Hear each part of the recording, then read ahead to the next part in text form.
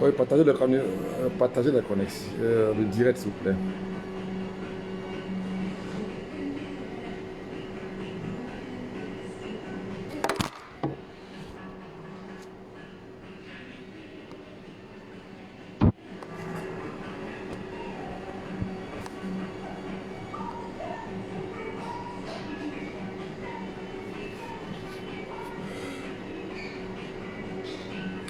Yeah, Charles, what's up, man?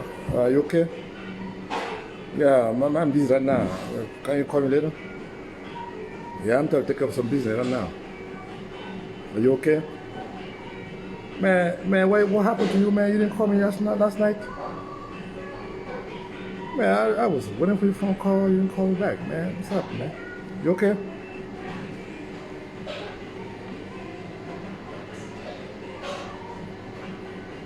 Yeah, everything going great with me. Everything going to be all right. I got some business taken care of right now. So please call me back later. Okay? Have a lovely day. Thank you. Excusez-moi, j'ai parlé avec des amis. Bon, voilà, on va parler aujourd'hui. Je vais un peu mettre, j'attends que les gens se connectent, je vais un peu mettre la musique.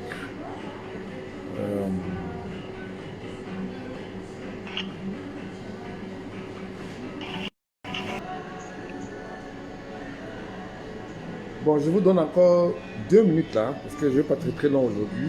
La situation est grave au Cameroun. Et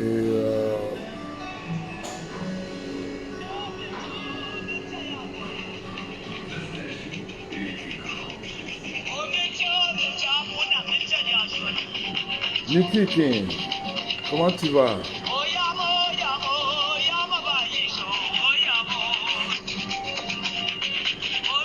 Je vais commencer là maintenant là.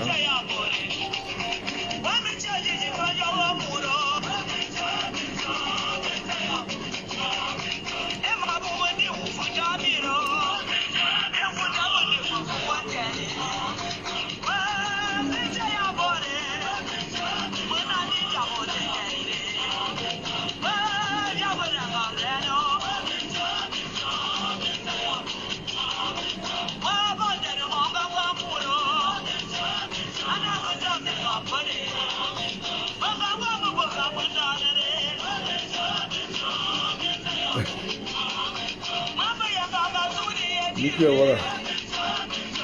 Ok, c'est bon. Le temps que les gens se connectent.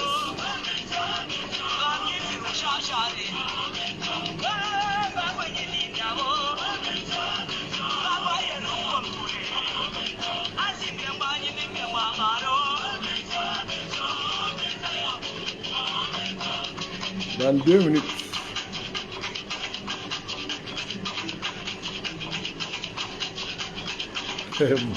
Valentin. Oui, Gary.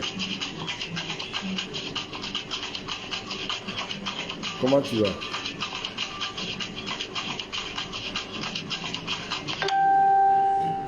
Bon, voilà, je vais commencer là maintenant. Voilà, bonsoir, ici sur le Grand Train. Attendez, je vais pas très long aujourd'hui parce que la situation est tellement grave que bon, voilà, la situation est tellement grave. Je vais partager ça avec vous aujourd'hui. Donc, depuis le 22, enfin, depuis le 23, parce que ma dernière conférence date du 23. Ah non, pas le 23, je vous dis, c'est mon lapsus, le 21. Où j'ai supplié le gouvernement camerounais, le président de la République, Paul Biya, de parler avec les Camerounais. Donc, il a préféré intimider, parce que ça c'est le cas de dire, intimider les Camerounais. Alors, donc, je me suis retiré. Je me suis dit, bon, bah, peut-être que je ne suis pas écouté. Maintenant, les faits, pourquoi je suis revenu aujourd'hui parler avec vous, c'est parce qu'il y a des retombées déjà qui commencent déjà, contre le régime. Ce n'est pas peut-être visible aux yeux des Camerounais, lambda au Cameroun sur place. Mais je peux déjà vous dire que le Camerounais haut placé, comment j'ai senti les retombées et la violence qu'ils ont utilisée contre les Camerounais. Vous savez, tous ceux qui ont eu le me connaître, qui ont eu le privilège de me connaître, de me rencontrer, savent que je suis un homme de paix. Je prends la paix au Cameroun.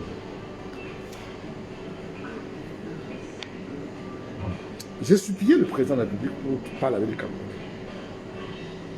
Je n'ai pas été écouté. Alors je vais vous donner déjà d'emblée les retombées de ce qui se prépare et ce qui se passe déjà. Et ce n'est pas vous, les Camerounais. Pour moi, ça me fait de la peine parce que moi, mes amis commissaires de police au Cameroun ne peuvent pas sentir. C'est des gens qui sont en haut là-bas qui commencent déjà à sentir. Bon. Je vais d'abord commencer par le président de la République. Ce qui se passe à l'heure où je aux Nations Unies. Et quand je vais dire ce que j'ai dit, je mets le ministre des Affaires étrangères camerounais de sortir et porter un démenti. Je lui produis toutes les preuves et même la vidéo. Je veux le dire aujourd'hui. Je dis encore et je pèse mes mots. Moi, c'est le principe. Si le ministre des Affaires étrangères sort porter un démenti, ce que je vais dire aujourd'hui, je sors la vidéo. Je balance sur la toile. On n'est plus là pour s'amuser. La question est finie. Bon, voilà ce qui se passe. Vous avez suivi au mois de mars, où j'étais embassier, on n'est pas dit calomnie, propre famille. Parce que j'avais parlé de quelqu'un qui n'était plus de ce monde. Je n'avais pas cité de contemporain. Mais on a dit que j'avais dit que le président Paul était mort. C'était pas. Moi, je ne suis pas celui qui va sortir d'abord. Je suis un musulman pratiquant, donc je prie 5 fois par jour. Donc je ne peux pas souhaiter la mort de quelqu'un. Donc voilà, qu'est-ce qui se passe? C'est que aujourd'hui, ce qui se passe. Pourquoi je suis venu aujourd'hui pour parler? C'est parce que je dis encore, je répète encore une fois de plus que je mets le ministre des Affaires étrangères au défi de sortir porter ce que je vais dire aujourd'hui. Parce que ce que je vais dire aujourd'hui est trop grave. Et le ministre des Affaires étrangères est au courant de ça. Voilà mes chers compatriotes, mes chers frères et sœurs, qui de temps en temps me font l'honneur de me suivre de temps en temps.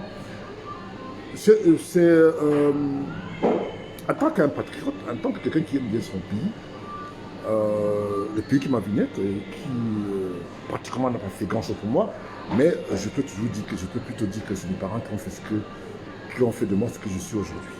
À savoir, je suis un roi des dames, qui est mon père. C'est lui qui m'a envoyé à l'Occident. Ce n'est pas le gouvernement camerounais. Donc je n'ai jamais travaillé pour le gouvernement camerounais. Donc je n'attends rien du gouvernement camerounais. Je n'attends pas un poste ministériel ou une nomination quelconque. Donc je ne suis pas celui qu'on peut accuser au Cameroun qu'il a volé l'argent du gouvernement. Il peut y avoir comme partout d'ailleurs. Mais ce que je vais dire aujourd'hui,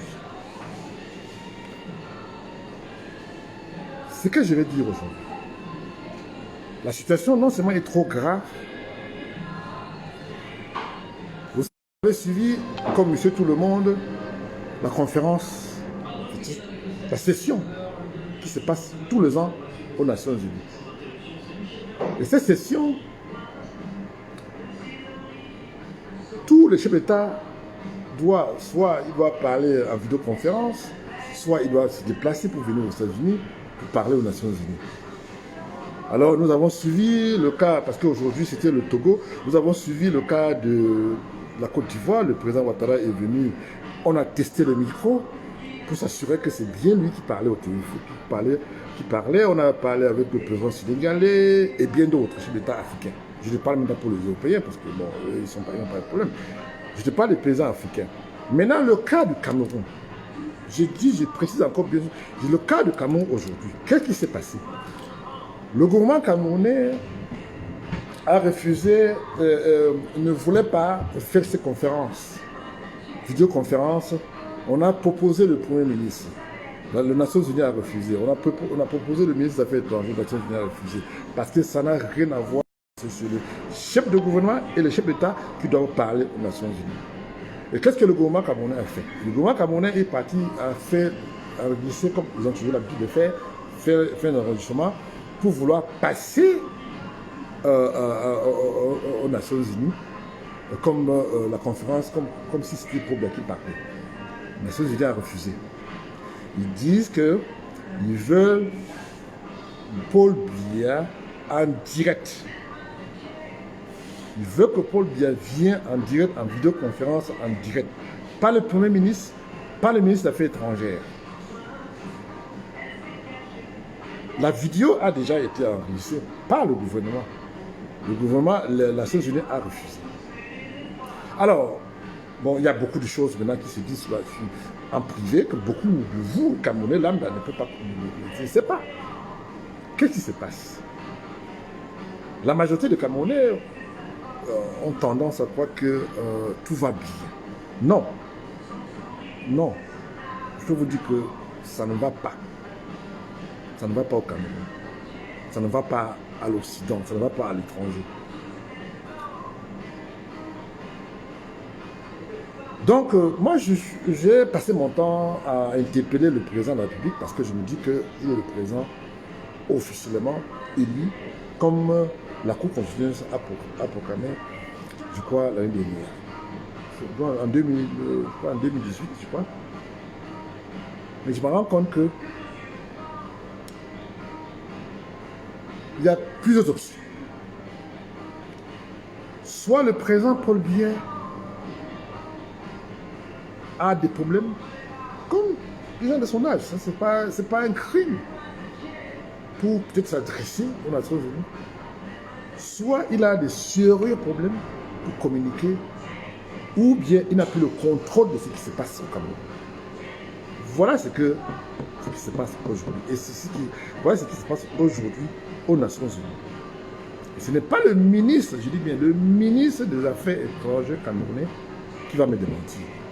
Parce que s'il sort, je lui mets au défi, s'il sort et il dément ce que je dis, je balance la vidéo qu'ils ont fait en privé au pays de Toulon. Je balance sur la toile. Je n'ai pas envie de ternir l'image de mon pays. Parce qu'il y a beaucoup de choses que parfois, quand je vois, j'ai mal pour mon pays. Parce que je n'ai pas souvent envie de donner l'impression que je déteste mon pays. Je l'ai toujours dit dans d'autres circonstances que le Cameroun appartient à tous les Camerounais. Ça n'appartient pas à une région du Cameroun. Ça appartient à tous les Camerounais. Certaines personnes, mes amis m'ont envoyé des messages en privé en disant que j'étais peut-être contre les boulots. Je n'ai rien contre les boulots. Je dis que j'ai plein d'amis boulots. J'ai rien contre eux. Mais quand on parle des faits, les faits c'est comme les fesses. On est obligé de s'asseoir avec. Quand je dis que le boulot occupe toutes les postes importants au Cameroun, ce n'est pas la science-fiction. Ça, c'est des réalités que nous vivons au quotidien. Maintenant, je vais maintenant continuer à vous... J'essaie d'appeler, enfin, je vais appeler maintenant les responsables. Parce que là, maintenant, là où je vous parle, ils ne sont plus tranquilles. J'ai déjà la vidéo. J'ai déjà la vidéo qu'on a déjà fait pour envoyer, pour qu'on passe aux Nations Unies. Les Nations Unies a refusé. Et je répète tous les Camerounais qui peuvent, de bonne moralité, de vérifier l'information auprès des Nations Unies. Donc, là maintenant, là, la question des vacances de pouvoir revient encore sur l'actualité. Donc maintenant, on ne sait pas ce qui se passe. Vous savez, alors je vais vous dire encore, le vice-président du Congrès américain a invité un ressortissant camerounais, bon, plus ou moins, il est américain, d'origine camerounaise, qui n'est-ce pas, section Afrique, pour parler des affaires du Cameroun. Le 31, donc ça fait du jeudi, je crois. Jeudi ou mercredi. Il va parler de l'histoire du Cameroun. Vous pouvez suivre ça en direct sur toutes les chaînes de télévision américaines. Et si vous avez la télédistribution, comme on dit, vous pouvez suivre ça en direct aussi.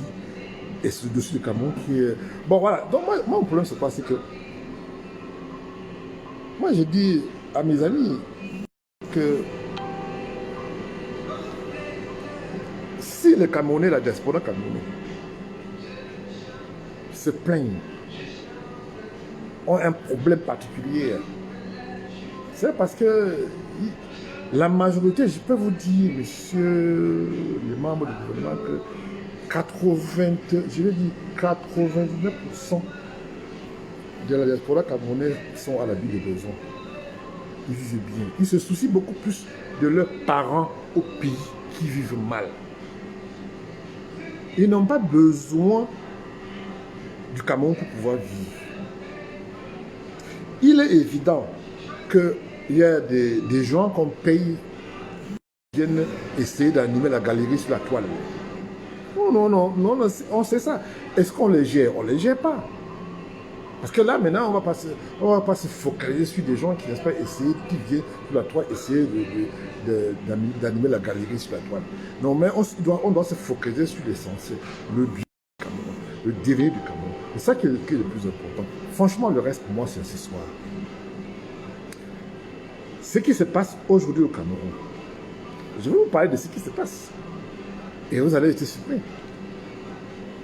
Voilà la magouille. Comment nos ministres, nos dirigeants, comment ils font. Quelqu'un est ministre, il a peut-être un appel d'offres d'une société américaine, française, allemande. En parlant, je viens de recevoir un message là.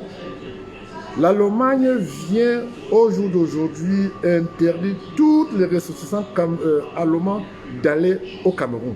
Ça, je viens d'avoir tout de suite là. L'Allemagne, ça c'est breaking news.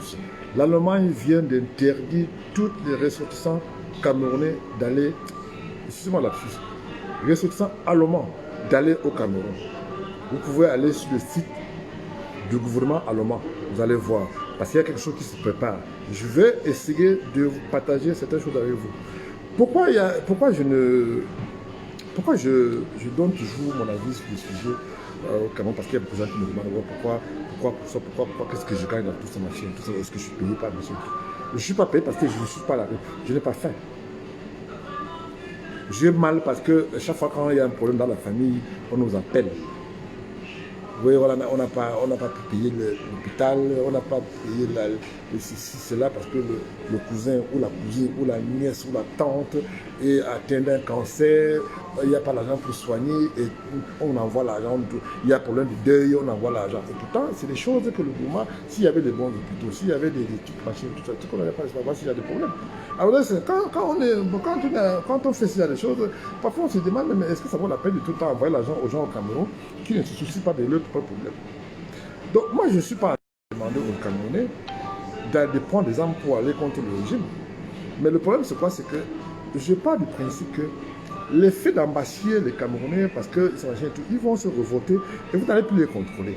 La preuve est que j'entends dire et j'ai lu que la majorité des Camerounais maintenant demandent encore que l'opposition fixe encore une date, comme le 22. Eh bien, ils demandent encore qu'on fixe encore une date. Et ça, c'est vraiment, ils sont vraiment intéressés. Ils veulent vraiment qu'on fixe encore une date pour que les gens sortent dans la rue. C'est ce que je voulais vous dire. Quand tu viens au Cameroun, un d'affaires qui vient, parce qu'on lance vraiment un appel d'offres, que bon voilà, machin et tout, tu viens, le gars te dit, bon écoute, voilà, on négocie. Et bien, sur le projet là, comme c'est 10 milliards, bon moi j'ai 3 milliards. Bon, tu acceptes, bon on négocie et puis on signe le marché, on le marché. La société accepte, il rentre en Europe, qu'est-ce qu'il fait? Il fait le virement de 3 milliards sur le compte de ce ministre. Maintenant, qu'est-ce qui se passe maintenant là? La majorité de tous ces comptes-là, fictifs, sont bloqués. La majorité des ministres camerounais, à l'heure où je vous parle, ne peut plus avoir accès à leur compte bancaire à l'Occident. Je vais peut-être prendre un exemple de ce que je viens d'avoir. J'ai un ami qui m'a appelé de Paris, de France, qui me dit que ça commence déjà à faire son senti, parce que les enfants des ministres camerounais et des directeurs de au Cameroun, aujourd'hui ne peuvent plus retirer l'argent dans leur compte. Pour la petite histoire, il y a un qui, j'ai reçu un message, il y a un qui est parti. Monsieur, excusez-moi, on ferme dans 30 minutes. Il y a un ami qui est sorti, qui est parti faire l'amener ses amis au restaurant. Et ils sont sa carte pour payer et ne peut pas payer parce que ça ne passait pas. Il avait moins 3 cartes différents comptes bancaires. Ça ne passait pas. Alors il s'est rendu compte que le compte a été bloqué. Et beaucoup de ministres camerounais qui ont des comptes en Europe commencent déjà à sentir. Voilà ce qui se passe maintenant. Ici, j'interpelle, je veux parler maintenant pour la révolution qu'on a fait, je crois le 22, en Bastille, les Camerounais. Je vais dire ici, là, que je suis non seulement en colère contre certains Camerounais, mais je suis I'm so mad. I'm so mad. I'm so mad. Those guys that was doing bull crap. Tous ces gens-là, tous les gens-là qui fait arrêter les autres frères camerounais de ces machines, tout ça là. You guys are just a cowards. Tu vas donner l'adresse de ton frère, ta soeur, qu'on arrête. Tous ces benspineurs de mon œil, je vous emmerde. Excusez-moi l'aliment, excusez-moi. Je n'ai pas pour l'habitude, excusez-moi, je n'ai pas pour l'habitude de parler comme ça, mais j'étais sidéré. I was too mad. I couldn't say anything. I couldn't say a word. I can't believe this. In Cameroun. J'ai vu comment en ambassade, on arrête ceux qui ont marché. Les Camerounais, hein, ce n'est pas les polices, c'est pas les polices. Qui ont marché, qu'on a arrêté. Mbassi, Tabassi. Camerounais. Voilà ce que nous vivons au Cameroun. Je vais tout simplement dire que ce qui me désole aujourd'hui, c'est le comportement de nos forces de l'ordre. C'est vrai que la plupart de nos forces de l'ordre, ils sont payés pour ça. Hein. Ça, c'est le boulot. Mais je trouve qu'ils sont un peu... La violence, c'était quand même un peu trop. C'était quand même un peu trop. Et non seulement j'ai mal, mais je pense que bientôt, le peuple camerounais va confirmer le code. J'ai suivi, comme me fait tout le monde, un agent de SDF, où il voulait justifier que ce que Kantou fait, le président Kantou fait, c'est son combat depuis. C'est le combat, je vous dis. Mais nous savons tous que c'est des vendus. Ils ont vendu leur dignité aux chiens, ce que je peux dire. Donc je voulais vous entretenir aujourd'hui pour vous dire que non seulement la situation est trop grave, et puis les avocats sont en train de se battre pour trouver une solution, pour libérer tout ce qu'on a arrêté, qu'on a amassé. C'est très mal. Donc, je vous reviens dans 3 jours, très bientôt. Merci, c'est ce grand principe.